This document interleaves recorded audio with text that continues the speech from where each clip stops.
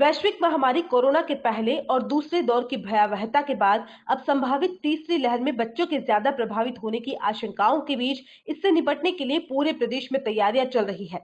स्वास्थ्य महकमा समय रहते तीसरी लहर से निपटने की कार्य योजना तैयार कर चुका है। ऐसे में आदिवासी बाहुल्य उदयपुर अंचल के सबसे बड़े महाराणा भोपाल चिकित्सालय के बाल चिकित्सालय में व्यापक स्तर पर तैयारियां की गई है। फिलहाल इस चिकित्सालय में 250 बेड है, वहीं 70 वेंटिलेटर उपलब्ध है, जबकि चिकित्सालय प्रबंधन संभावित तीसरी लहर के लिहाज से करीब 500 डेडिकेट बेड सिर्फ बच्चों के लिहाज से तैयार कर रहा है। कोरोना के दो भयावह और जानलेवा दौर बीतने के साथ ही अब संभावित तीसरी लहर में बच्चों के सर्वाधिक प्रभावित होने की आशंका जताई जा रही है।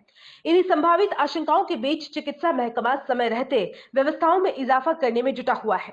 आदिवासी बाहुल्य उदयपुर अंचल के सबसे बड़े महाराणा भोपाल चिकित्सालय से संबंधित बाल चिकित्सालय में तैयारियों को युद्ध स्तर पर किया जा रहा है। बाल चिकित्सालय के कोरोना वार्ड्स में जहां छोटा भीम और रंग बिरंगे पक्षियों की पेंटिंग लगाई गई है, ताकि बीमारी के डर से बच्चों को मुक्त रखा जा सके। इसके अलावा चिकित्सालय में 250 बेड्स के अलावा 7.5 करोड़ की लागत से 80 बेड का एक डेडिकेट कोरोना वार्ड, 50 बेड के आईसीयू और 20 बेड के एनआईसीयू तैयार किए जा रहे हैं। दरअसल राज्य सरकार से मिले निर्देशों के तहत चिकित्सालय में 300 बेड्स तैयार किए जा रहे हैं, जिनमें 150 ऑक्सीजन बेड्स, 100 आईसीयू बेड्स और 50 एनआईसीयू बेड होंगे।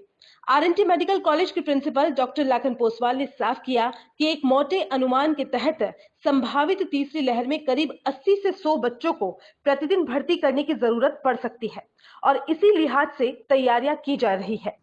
ये बहुत सुकून की बात है कि जो दूसरी लहर कोरोना की आई और उसमें बहुत सारे रोगी आए और गंभीर अवस्था में भी आए और जिससे आईसीयू और वेंटिलेटर्स इन सब की काफ़ी आवश्यकता महसूस हुई।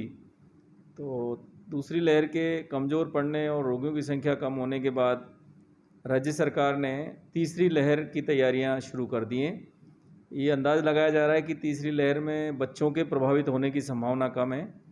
तो हमारे माननीय शासन सचिव चिकित्सा शिक्षा विभाग ने वीसी लेकर के और सभी गवर्नमेंट मेडिकल कॉलेजेस और जो राजमेश के मेडिकल कॉलेजेज हैं उनको उनके जनसंख्या के आधार पे और उनकी जो अभी आधारभूत सुविधाएं उनके आधार पे टारगेट्स दिए। आरएनटी मेडिकल कॉलेज को 300 बेड्स बच्चों के लिए कोविड के इलाज के लिए तैयार करने के निर्देश मिले। उसमें 150 ऑक्सीजन बेड, 100 आईसीयू के बेड और 50 नवजात शिशुओं की गहन इकाई के लिए हमें बनाने का निर्देश मिला है। उसकी हमने तैयारियां शुरू कर दी हैं। अभी हमने 100 ऑक्सीजन के बेड बिल्कुल चिन्हित कर रखे हैं और इनको बढ़ा के 150 कर देंगे। और जिस तरह के जो एडल्ट्स के लिए हमने जो जगह रखी थी कोविड के रोगियों के लिए, तो वो मरीजों की संख्या कम होने के कारण से वो बेड्स भी हमारे खाली हैं।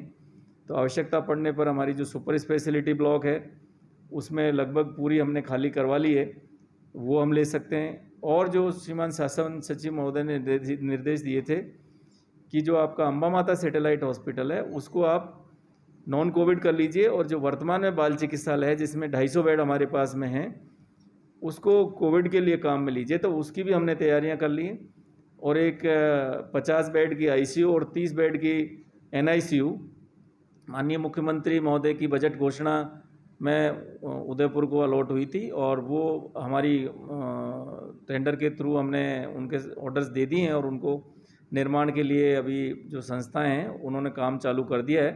तो इस तरह से 80 बेड और गंभीर मरीजों के लिए, बड़े बच्चे और नवजात शिशुओं के लिए हमारे ये और तैयार हो जाएंगे।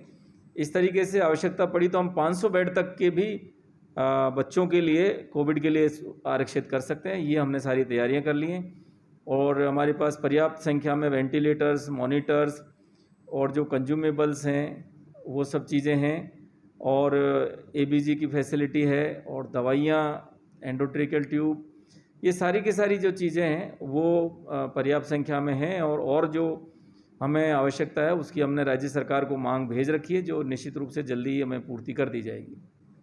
अभी करीब 10 कोविड के पीड़ित बच्चे हमारे यहाँ भर्ती हैं। उनको हमने एक अलग आइसोलेशन वार्ड बना रखा है जिससे कि दूसरे बच्चों को संक्रमण नहीं हो। यदि कोविड के पीड़ित बच्चों की संख्या बढ़ेगी तो हम इस तरह से वार्डों को चिन्हित करेंगे जिससे कि जो कोविड और नॉन कोविड है बिल्कुल अलग अलग रहें और कोविड संक्रमण नॉर्मल बच्चे जो दूसरी बीमारियों से आ रहे हैं उनको नहीं फैले। उनके लिए हमने पृथक से ILI आउटडोर शुरू किया है जिस